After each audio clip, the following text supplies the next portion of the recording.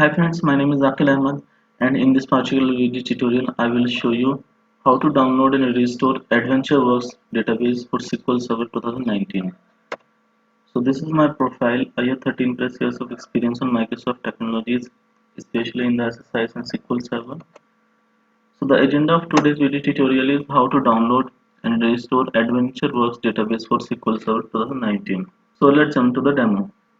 First of all, you need to open any web browser. I open Chrome here, and then maybe you can open the Google, and here you can just search for download AdventureWorks database. Okay, and then you can go to the first website, which is for Microsoft. So if you scroll down, you will see different versions of AdventureWorks database. It's a sample database, which is a free version from Microsoft, so that you can just learn writing SQL queries, or maybe if you want to do some ETL operations. So it has good amount of resources to be tried with. So we have different options. It is coming from AdventureWorks 2008 R2 and through all versions. So the latest version for the OLTP environment, online analytical processing environment, is the AdventureWorks 2019. So just click on this one, and this will be downloaded to your machine. So the AdventureWorks database is being downloaded to my machine. Let's wait for a couple of minutes. Alright, so the AdventureWorks database has been downloaded. So let me just move this file to the D drive so that I can easily browse this file. So I pasted it here in the D drive. Now let me open the SQL Server Management Studio. So this is my SQL Server Management Studio. I installed it yesterday.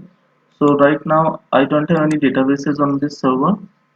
So just right click on the databases and click restore database. So there are two ways to restore a database. Either you can do from GUI that I am doing right now, or either you can do using the SQL queries. So maybe I can make a video on SQL query as well, but right now I'm using a GUI option. So you just need to select the device, and then from here you can click on these three dots, and it will ask you to browse the file that you have downloaded.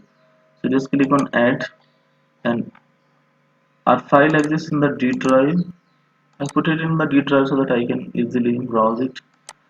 So this is the file that we downloaded, the backup file. Click OK, OK, and now you need to click on the files.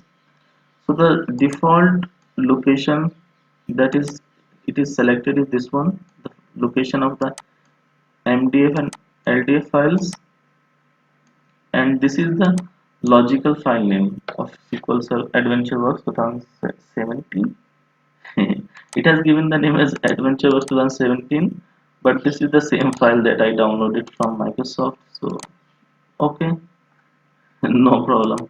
If you want to relocate all the files to a different location, so maybe you can click on this one, and then you can just choose a different location where you want to put your MDF and LDF file. For example, if you want to put your files in D drive, so you can give a path of the D drive as well. But for now, I think I have enough space in my C drive, so let's go with that. So just click OK. So this will, it was very quick. The AdventureWorks 2019 database has been restored successfully. So click OK. So as you can see, that database has been restored. So you can expand it, and you can expand the tables. So we have very good number of tables on which we can try writing some queries and doing some ETL operations. So it's a good resource database to start with your SQL queries, writing skills.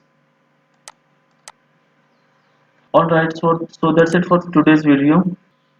Thank you guys for watching the video, and if you like the video, then please click the like button and do subscribe to our channel to see more videos on SQL Server and SSIS. Thank you so much.